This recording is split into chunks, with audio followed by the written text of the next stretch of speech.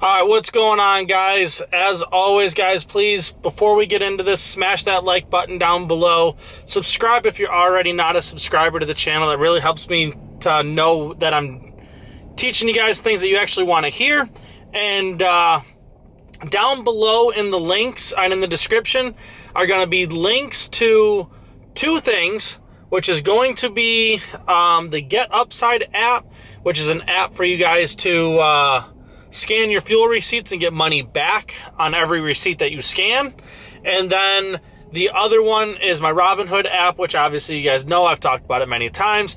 That's where I do my investing. So guys, down below in the link is a link to both of those. If you're interested, click on them and download those apps. But today what I really want to talk about is going right along the same lines as what we've been talking about with the different types of car hauling you have out there. And this one is going to be hauling salvaged cars, hauling wrecked cars, picking up at the salvage auctions, your IAA, your Coparts, certain Mannheims. I think some of the Odessas do it now too. But the salvage, the insurance auctions. And there's a lot of things to think about before you even start doing it, and a lot of things you want to consider. Hauling that kind of work is usually not very long distance work. It's going to be, I would say, most of the time more local. And a lot of it is going to be very, for the most part, cheap work. There's not a lot of money in it because these people got to either repair the cars or pull the parts off the cars and make a profit on them on the back end. So that's something to think about before you ever start getting into it, is usually it's a lot cheaper freight to haul. Then on top of that, you have issues with, there's the possibility of running. Sorry, I'm at a rest area and people are walking around everywhere. If you see me looking away, I get distracted easily. But there's the damage to your equipment, AKA, just think about just running over stuff in the parking lot and popping tires.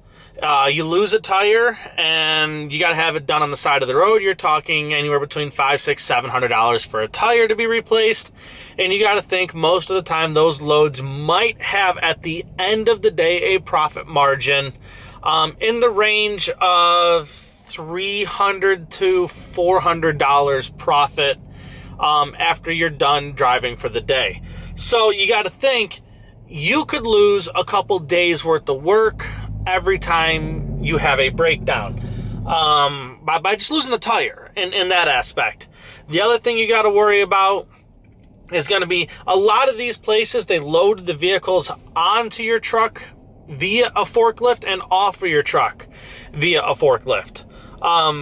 Both of those, there's a lot of issues that could happen. They could run into the side of the truck or the side of the trailer. Doesn't take much to bend something, tweak something, break something, setting the car down. The forks are sliding across your equipment, doing damage. So you got to think, at the end of the day, you have to plan for that stuff. There's that industry to be doing it with a Stinger type trailer, 9-car, 10-car trailer, a wedge trailer, really anything other than a tow truck, whether it's a 3 or 4-car tow truck, or I think it's been a while since I've seen them. I don't even know if they make them anymore, but the Landau, I think Landau made them. Trailers, they made it was a 1-car head rack and a 6-car trailer for behind like a, behind like a, it's like a single axle tractor. So you can haul 5, 6 or 7 total units. Those would be the better things to haul it with, not your normal car hauling equipment.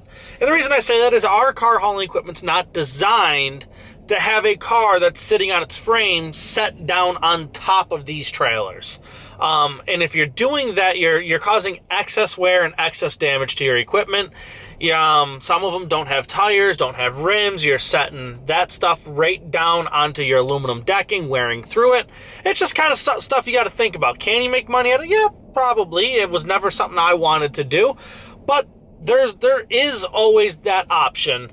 If you're going with the tow truck or Landau options, again, I don't know if Landau is the one that makes it. I'll have to look it up after this video, and I'll put a picture of what I'm talking about over the video right here if I found one. And those type of equipment is designed to have them set the cars behind your equipment, winch the stuff on, winch the stuff off. The decking is designed for stuff to slide across it where tires aren't moving and you're on rims or the frame, or the car's burnt and there's really nothing left of it. That equipment's designed for it. And if you want to haul those kind of loads, that's probably the equipment you're going to want to get. Your tow trucks and your Landaus, I guess if you're going to do it long-term profitably, that's the way. I mean, if you're just throwing one car on here or there just to fill a spot on the trailer, I guess that there's a lot less to worry about in that aspect. But again, still, I didn't like hauling that stuff. I did it just a handful of times ever. Not really my cup of tea. For me, and it wasn't even the excess wear and tear and damage, because when I would haul any kind of smashed up vehicle, my rule was it has to run and drive. I have to be able to have them set it on the ground for me to be able to start it up and drive it onto the trailer. Now, like I said, I didn't like doing it. And for the most part, I was really worried about the car catching on fire. Because you got to think about it. These cars, the wiring harnesses and everything, they're usually weaved in and out of the frames and firewalls and along the door panels and all that kind of stuff, or the running boards and that sort of stuff, up through the dash. And then you're hauling a car that's been in a wreck, where either a lot of those wires could have been pinched or cut through, or they're just being crimped onto because it was a T-bone accident, and stuff's now got stress on it that it wasn't designed to have. And I was always afraid of burning my equipment to the ground because of hauling that stuff, which again, that's either here nor there. Whether or not that would have ever happened or could happen, I don't know. Just for me, that was my worry. That was what really kept me out of it. Plus, these yards where you're pulling in and out of, they have broken bits and pieces of cars everywhere. You're pulling onto a stone parking lot, and there's chunks of aluminum, metal, screws, plastic, glass. It's everywhere. So I don't like having to have my tires, have someone come out and put tires on my equipment on the side of the road. One, that's a crash risk, and two, you got to remember not only the price of that tire, but it's the loss of income that you had by sitting there waiting. Some of that can be that the waiting around is usually the most costly aspect of this industry. If you got to figure you have to make $1,500 a day on average is what I used to shoot for. At least if I'm running, I want to make $1,500 a day. That was my minimum. And if that breakdown cost you $500 and it cost you a day or most of the day, so you lost $1,500. We'll just go with that. You're $2,000 in the hole right there for a tire repair. Then you're only making $300 to $500 a day in profit. So let's just, for easy math, we'll just say $500 a day profit. You're doing very good. So you're making a $500 a day profit margin. You lost $2,000. So it's already cost you 4 days of income for that one tire. And then you finally get caught up on Friday, well, it'd be Monday the next week because you lost the one day this week. And so in other words, that whole week was just a straight wash. Then you start the next week, and it's not always tires. It's not always their equipment that's a tire, and that cost you. You could need a brake line fixed or just your standard maintenance and all that. Now all of a sudden you're 3, 4, 5 weeks in between a tire repair and your normal maintenance and an oil change, and any of that kind of stuff, brake jobs, all of it.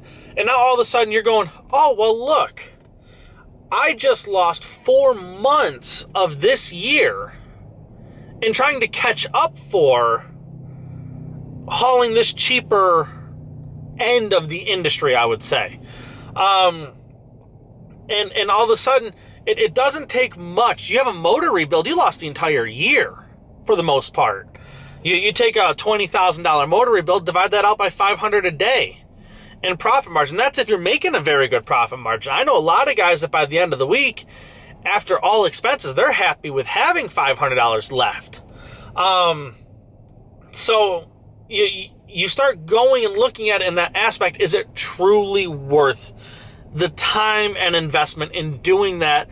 Or should you be hauling something else, a different type of car, whether it's auctions or new cars or ports, door to door, any of that kind of stuff? But that's the decision you have to make yourself. And it depends on the market you're in. I mean, I would say some markets, you can probably make very good money hauling salvage cars. Where I was and am, that's just not our market. But guys, that's all I have for today. Please smash that like button. I got the links down below. Also, guys, I started an Instagram. I don't really know which way I'm going to go with it. I'm leaning towards, I'm just going to post photos of my loads. And not just cool loads, things like that. Just every single load. Just kind of had this giant catalog of loads that I'm hauled.